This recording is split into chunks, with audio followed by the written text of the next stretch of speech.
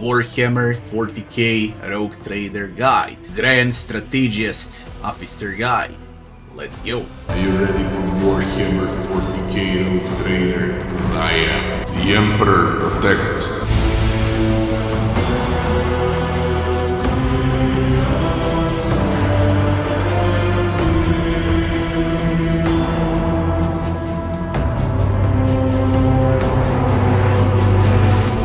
And the next one and the last archetype for the officer would be Grand Strategist. Let's see what's the Grand Strategist. The keystone feature is basically, instead of single target buffs and debuffs, this time you pick an area on the map and you buff up all companions in a specific area.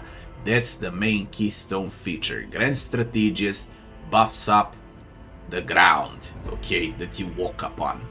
Or to make it short, in the first turn he has front line, back line and rear line buffs. Okay, after that, after the first turn passes, you get to buff with one only, whether it's front line, back line or rear. Okay, so Grand Strategist is very good for that first round, okay, where you transition, where you're gonna position, where you're gonna dominate enemies from the very start, and then the battle goes in your favor. That's why the name of the archetype, the name of the subclass is the Grand Strategist. The ulti for the Grand Strategist says next. You will target a point within a 15 cell radius away from you, and the Grand Strategist chooses one combat tactics area. Every ally inside the area will gain additional turn. So every ally inside that area will gain an additional turn with one action point and 2 movement points at the start of the Grand Strategist next turn. So you prep them during a turn, you trigger the ulti, you wanna make sure that a lot of allies are in the area that you're buffing, and on the next turn everyone will receive an additional action point. Now multiply that with 5 companions. You can see how much you gain. For every enemy that was killed in the selected combat tactics area, the additional action points is increased by +1 up to a maximum of 3, and the additional movement points is increased by +2 up to a maximum of 6. So now, when you buff them all up, as long as you make kills, they gonna make action points. Okay, movement points more or less are not that important, but action points are very important. So the more you're winning, the more you will stomp during this ulti. You're gonna finish up fights faster, and that's basically the ulti. Where would I put it among all ultis in the game so far? I would still say that the best ulti is by far on a flat officer. This one mimics that ulti from the officer, only this is the area of effect instead of a single target, but with a bit smaller benefits. Okay, that's the entire difference between take and hold and officer's ulti. And now we come to active skills, active spells, or better to say abilities. All abilities for the strategist are of course stratagems. Stratagems that's gonna buff or debuff the map. Now let's see what they do. The first one would be a kill zone stratagem. The Grand Strategist chooses one of the combat tactics areas. You get 3 areas to pick from: front line, back line and rear line. For one round, all enemies in the area are forced to reroll successful dodge and parry tests against all attacks. Any enemies that suffer damage and are left with less than 2 times Grand Strategist intelligence plus fellowship bonus wounds immediately die. To make it short, and what this ability does, it makes enemies weaker and they're easier to hit and they're easier to kill. That's what a kill zone stratagem is. A very good ability, extremely good. The next one would be overwhelming stratagem. The Grand Strategist chooses one of the combat tactic areas. For a round, all attacks by allies in that area will gain covering against any enemy that fails a willpower test. What is covering? Enemies will suffer -5 + 2 Grand Strategist intelligence and fellowship bonus on ballistic skill, -25% rate of fire and -5 + 5 Strategist Intelligence Fellowship bonus weapon skill during attacks against these allies. Additionally, melee enemies have their movement points reduced by -3 and ranged enemies try to get into cover. An enemy counts as a melee enemy if they have at least one melee weapon. The additional effects does not work on some stronger enemies. So to put it short and translate this, when you have a lot of enemies against you and they are all smaller enemies, weaker enemies, but there's a lot of them, like 15 plus, and that happen often. Once you do the overwhelming stratagem, they're gonna scatter, you're gonna debuff them in a lot of different ways, and they will be easier to kill. What is the main point of this? It's to eradicate smaller enemies. It won't work on big enemies, so actually this stratagem is not as useful as other stratagems because there's a lot big enemies in the game as well. So you need to be careful when you're gonna use this one. For now, I would say that the kill zone stratagem is way much better than the overwhelming stratagem. The next stratagem would be the stronghold stratagem. The Grand Strategist chooses one of the combat tactic areas. For a round, allies in that area will gain +3 plus Grand Strategist Intelligence Fellowship bonus divided by 2. Percentage to armor cannot be over-penetrated. Gain immunity to the prone effect, which is very good. And they're gonna gain Grand Strategist Intelligence plus Fellowship bonus divided by 4 deflection against area attacks. Additionally, they do not suffer injuries for receiving damage. To translate what this ability does, because it's actually very good and one of the best defensive abilities in the game. In the area, all allies receive armor percentage, they receive deflection against area damage from enemies, they cannot get on their asses, so no prone, and they cannot receive any injuries when they're shot or whacked. That's the ability. It's very good, and it's the second ability that you should learn after the kill zone stratagem. The next one would be a blitz stratagem. This is a movement ability. The Grand Strategist chooses one of the combat tactic areas. For a round, all allies within the range of Grand Strategist Intelligence plus Fellowship bonus cells against the ability to move to that area. This movement does not provoke attacks of opportunity and it does not spend movement points. In other words, free to move cells, okay, where you don't provoke attacks of opportunity. When enemies go for your squishy, you ram blitz stratagem and you extract the squishy out. Okay, no one whacks your squishy companion. That's what the blitz stratagem is for. I would say third most important ability for the Grand Strategist. The next one would be a combat locus stratagem. The Grand Strategist chooses one of the combat tactic areas. For a round, the targeted area bonuses are doubled. All other tactical areas are discharged and cannot be used this turn, but can be designated again next round. When you wanna become extremely aggressive and you get to spawn 3 areas, front line, back line and rear line. Each of those areas gives something specific, okay? Some are defensive, some are ranged, some are go all in melees, okay? And once you decide what type of area you like the most, or better to say, once you decide what kind of gameplay you prefer the most with the Grand Strategist, then you're gonna use Combat Locus Stratagem. And you're gonna enhance all the benefits of the area, or better to say, they're gonna be doubled. You're gonna be stronger. All companions in that area will be stronger than with the classic stratagems. I would say that it's worth it after the kill zone, after the stronghold, and after the blitz stratagem. And the last one would be a trench line stratagem. The Grand Strategist chooses one of the combat tactic areas. For a round, all allies in the area will gain +5 plus Grand Strategist Intelligence Fellowship bonus, percentage to cover efficiency, and reroll all failed characteristic tests. Additionally, cover in the area does not suffer any damage. Enemies can whack your cover, they can destroy your cover. And this stratagem won't allow enemies to destroy your cover. Okay, which is very good, you will be in cover non-stop. That's what a stratagem is for, basically. The reroll part comes from characteristics. Some of them will save you from the mind control and things like that, okay? Specific unique things during combat or outside of combat, okay? Basically characteristics, skill checks and so on. In other words, you roll again and take a better result. I would say it's worth it like a 4th or 5th ability to learn. What you need to make sure of when you play Grand Strategist is that you pick an officer that's gonna have huge intelligence and huge fellowship. If you start with an officer, I told you it's a full support. It can be played as a vanguard, as a master tactician, and as a grand strategist. Grand strategist is all around, but you need to be careful with the home world, okay, and with origin. You wanna search for intelligence and fellowship, both.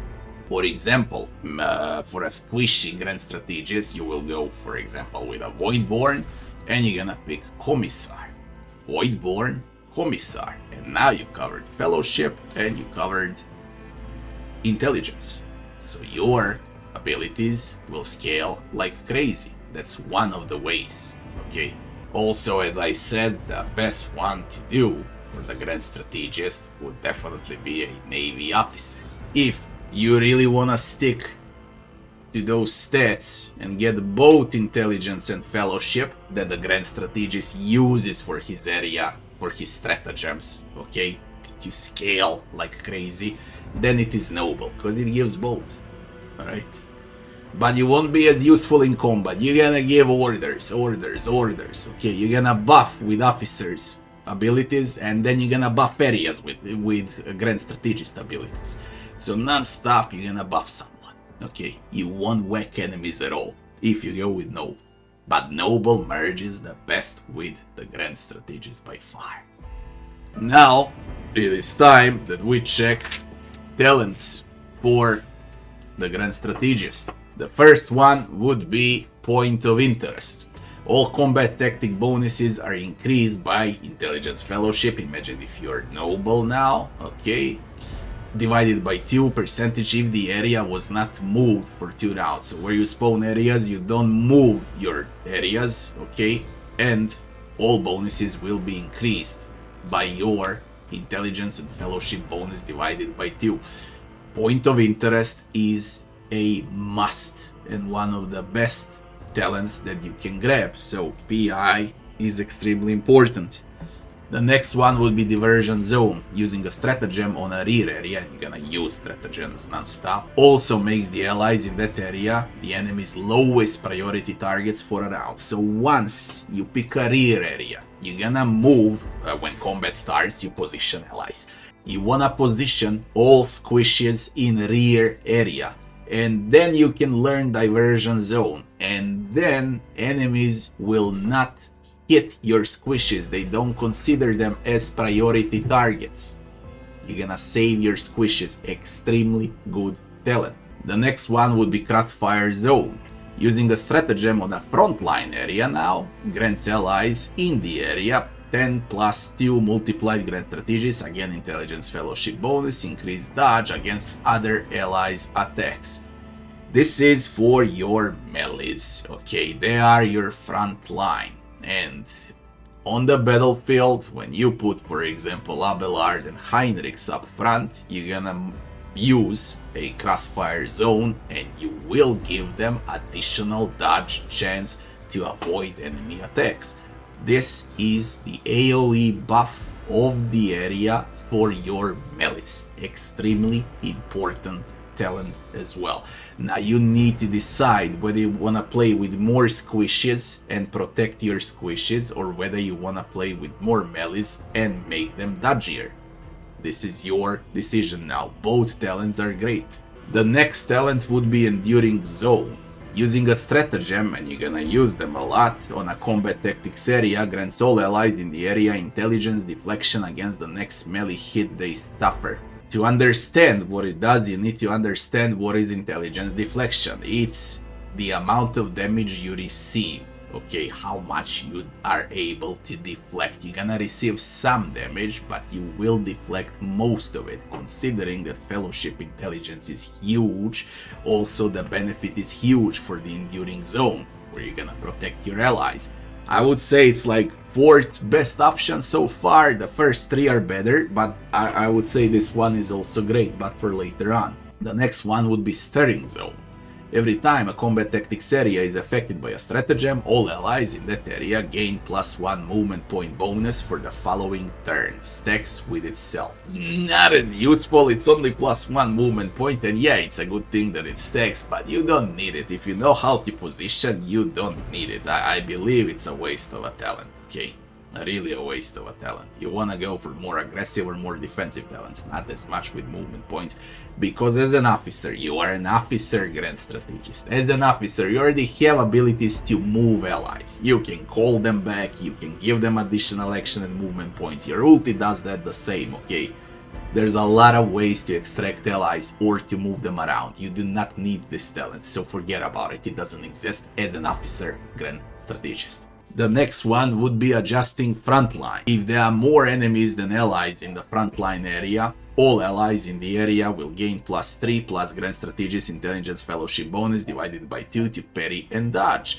If there are more allies than enemies in the frontline area, all allies in the area deal additional damage scaling with Intelligence and Fellowship. Great talent. What is there to discuss? If there are more enemies, you're harder to kill. If there's more of you, you will deal more damage in a specific area. Great talent. No matter how you put it, you're gonna have a benefit out of this talent. Okay, no matter the situation in combat, you will have a benefit out of this talent. It's a great talent. The next one would be Personal Zone. Allies, including the Grand Strategist in the same combat tactics area with the Grand Strategist, gain +3 intelligence bonus divided by 2 to perception and agility. So, if you're gonna drag your allies around you in your combat area, in your combat tactics area, all of them will receive additional perception and agility. This depends out of your companions. If your companions benefit a lot out of perception and agility, then it's worth taking. If you take companions that benefit from other factors, like from strength and so on, toughness, then this personal zone is not that useful. Okay, you need to be careful whether you want to pick this one or not. Check your companions that you like the most, that you're gonna take on the campaign with you basically, so they have perception and agility. In other words, do not use this one just like that. Make sure that everyone will benefit out of perception and agility. The next one would be a strong point. Using a stratagem on a combat tactics area for the second time in a turn refunds 1 action point. This effect can be activated once per turn. Great one. Okay, you're gonna use stratagems like crazy because you are a Grand Strategist, okay? And a lot of times you will use multiple stratagems, especially later on in the game when you have more action points. So yeah, this is a great one. The next one would be Personal Combat Zone. Allies gain the ability to reposition the combat tactics area they're currently in at the cost of 1 action point. They can reposition between your areas, okay? So how would I put this? Good for unfair, bad for lower difficulties. Okay, you don't need this one on lower difficulties, but you will need it on unfair. That's the case for this talent. The next one would be Critical Zone. Using a stratagem on a backline area grants allies in the area +3 intelligence fellowship bonus divided by 2, percentage increase critical hit chance against enemies they are protected by cover from. So enemies that are in cover, you gonna have increased critical chance and they gonna be easier to hit, but only for the allies that are in a backline area. Critical Zone is great, okay, especially if you have more companions that are ranged than melee in your squad, so be careful about that fact as well. The next one would be a Dashing Zone. Using a stratagem on a combat tactics area will grant all allies in the area the ability to move a cell without provoking attack of opportunity. This is another extraction talent, okay, and you already have a lot as an officer, a lot. You don't need it. Even though it's a good talent, you just don't need it. And that's a fact. The next one would be a supporting zone. Using a stratagem on a combat tactics area grants the Grand Strategist the ability to use all of officer abilities on allies in the area regardless of distance. Sometimes you won't be able to reach the ally and buff them up. This supporting zone talent counters that. You will be able to reach them even if they're 2 screens away from you. And yes, if you ask right now, there are fights in a game where the distance from your companions could be like 3 full screens, okay? And that's far above 20 or 30 cells distance, right? So yes, you can benefit out of this one. And would I recommend? Yeah, for harder difficulties, not for easier difficulties. The next one would be Strategic Perfection. Each time the Grand Strategist uses a stratagem, they gain a stack of Strategic Protection effect. At 6 stacks of Strategic Protection, the next stratagem applies the benefits of all stratagems known by the Grand Strategist, and all the stacks are removed. Freaking epic. To put it short and what it does, you go turn 1 a stratagem, turn 3 a stratagem, turn 2 a stratagem, turn 3 a stratagem, different stratagems, okay? That's your abilities, active skills. And then once you acquire 6 stacks on 4th one, okay, because you can cast multiple stratagems as well, the next one you cast is all of them in the area at once. Okay, all the benefits from all of your learned stratagems at once. Absolutely crazy good talent. Strategic Perfection is great talent. The next one would be Improvised Strategy. At the start of the combat, the Grand Strategist gains 1 random unknown stratagem and can use it until the end of combat for 0 action points. Gamble. If you like to gamble, every time when the combat starts you receive 1 stratagem at random and it costs 0 action points to use. You can get lucky, okay, or it can backfire, but in case of a rogue trader, and this is a CRPG, if you like to load, or better to say to quick load, you enter combat, you don't like a stratagem you receive, you quick load. And you do it like 3-4 times until you get a stratagem that you like and you can easily win the fight. It's cheese, basically, this one. Good, but I would avoid it completely because it's cheese. It's gonna ruin the entire game balance. Okay. The next one would be a Sniping Zone. Each ally in the rear area gains +3 plus Grand Strategist Intelligence Fellowship bonus divided by 2% the critical hit chance if there are no enemies in a 5-cell radius around the ally. This is very simple. The rear line gets stronger if there are no enemies around, and there's usually no enemies around because that's where your shooters are. Okay, your main damage output is there, your squishes, and they gonna receive a critical hit chance. It can backfire though, because if melee goes towards them, then you're doomed, so that's why you need a companion that's able to taunt for the front line. Okay, so your rear line gets intact. Solid talent.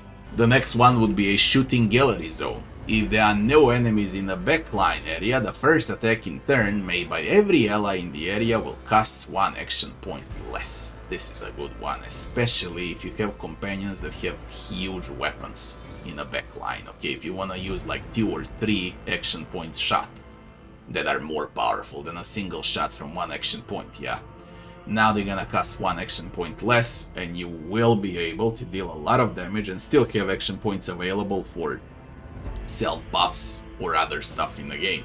Shooting Gallery Zone is extremely good, in other words. The next talent would be a Disputed Zone. Enemies in the same combat tactics area with the Grand Strategist suffer -3 Grand Strategist Intelligence Fellowship bonus divided by 2 penalty to dodge and parry. When the enemies are in the same area as you, they're easier to hit. That's the talent. It's a good one, okay, but what's the point of a Grand Strategist? Grand Strategist is squishy, and you wanna keep your Grand Strategist back, not in a front line, okay? You want him back, safe, in some full cover, where he's gonna command and buff everyone around, okay?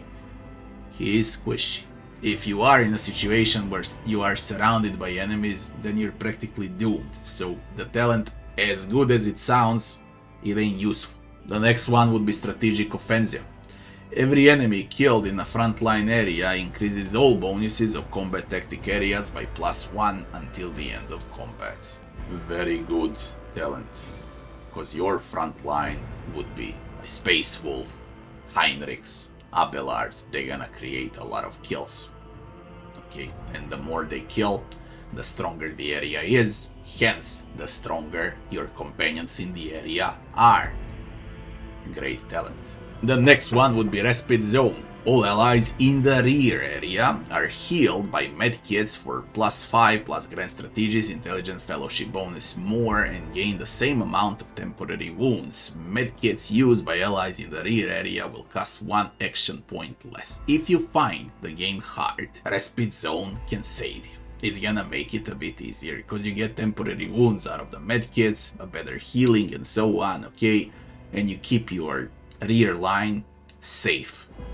I would not advise this to anyone that plays hard or unfair. If you are in a situation where you're gonna need that amount of medkits during the combat, then you're pretty much not doing something right. Okay, you need to be the one that leads the combat and you need to be the one that's aggressive, not the enemies. This is a defensive talent. The next one would be Inescapable Zone. Rerolls forced by Kill Zone Stratagem are made with -15 penalty. You're gonna use Kill Zone Stratagem like crazy. This is important talent. It makes Kill Zone Stratagem stronger. And you will use it a lot. It's a bread and butter ability for the Grand Strategist. Very good talent. The next one will be Fortress Zone. Allies under the effect of Trench Line Stratagem will dodge area attacks without movement and are immune to all types of forced movement. You know, in this game, when enemies target you with area of effect, okay, with grenades, with some weapons that can cover like 9 cells and so on, when your allies dodge, they move. They don't stand there and there is a sign dodge, okay?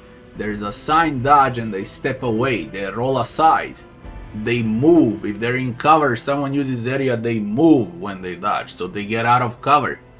And then you can also get fucked like that. Okay, with the Fortress Zone, they do not move, they just say dodge, but they remain in cover. Whether it's a good talent or not depends whether you have space for this talent or not, because there's a lot of great talents on a Grand Strategist. I told you what are the great ones. This one is very, very solid. The next one would be Daunting Zone. Willpower tests forced by Overwhelming Stratagem are made with a -5+2 Intelligence Fellowship bonus penalty. You don't need this one.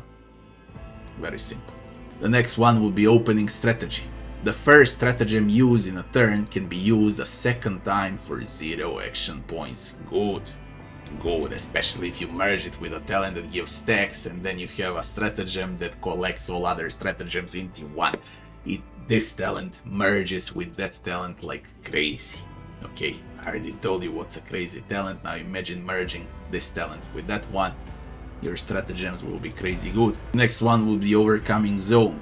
Every time allies under the effect of Stronghold Stratagem should have suffered an injury, they gain Intelligence Fellowship bonus temporary wounds instead. When enemies shoot you, when they whack you, there is a chance that you will receive an injury. Broken rib, cracked head, broken leg, and so on. So this time, when you are in a Stronghold Stratagem and they whack you, and when they trigger an injury, it won't be an injury, but you're gonna receive temporary wounds instead, or better, you're gonna receive additional health instead of an injury.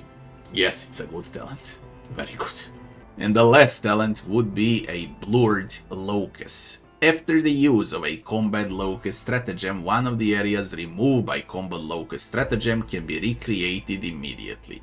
Basically, you move a stratagem, like if the combat transferred from the right part of the screen to the left part, and now you say, holy shit, I wasted a stratagem on the right. With this talent, you can move the one on the right for free on the left side, like nothing happened. If there is space among these talents, then yes, you can use Blur Locus, it can be beneficial. Now, it's time that we check Take and Hold, or better to say, ultimate upgrades. So we already know that ulti gives AoE action points and movement points to allies. That's the ulti. Upgrade 1. All allies in the selected area will also gain 20% dodge, parry, and armor. All allies are harder to kill. Good. Ulti upgrade. All allies in the selected areas have their weapon skill and ballistics increased by 20. Good, they're gonna hurt more. They're gonna be able to hit more often. All attacks by allies located in a selected area ignore 20% of enemies' dodge and armor. You will be able to hit enemies more often. The maximum number of action points granted by taking hold is increased to +5. All 4 are good. What we gonna do now? Every single upgrade is great for the Grand Strategist, and this is one of the rare cases where every single one is great. Usually it's very easy for me to pick the good ones out of bad ones, out of bad upgrades. This, everything is good. So what would I take on a Grand Strategist for the first upgrade, and what would I take for the second upgrade, because you can only upgrade twice. So you ditch 2, you get 2. I would definitely take action points. Alright. Now, it depends whether your team is aggressive or defensive. So, what companions do you use? If you use companions that are extremely aggressive, and if you go in that wipe them all in a round or 2, then you're gonna go with something like weapons and ballistics. Okay, aggressive type of play. If you play with more tanky companions in your team for the second upgrade, or better to say for this one, you're gonna take something like dodge, parry, and armor. Okay, so you can withstand those hits from enemies. Also, for the offensive part, you can pick one out of these 2, whether it's gonna be +20 to VS and BS, or whether you're gonna decrease dodge and armor for enemies. In my personal opinion, it seems like that this game is better to debuff enemies than to buff allies. Okay, that's the impression I got out of playtime, that it's better to debuff than to buff. I don't know why, but I have a feeling like it's like that. So, number 1 upgrade would be the upgrade 4. For offense, 4 into 3. For defense, 4 into 1. And we ignore the second one, even though it's great as well. You can make a mistake no matter what you do. It just depends out of the difficulty you play on. If you enjoyed this video, don't forget to like, share, and subscribe. I thank to all of my patrons and all of the members on my YouTube channel. As always, thank you all for your support, and I'll be seeing you on the next one. Thanks for watching.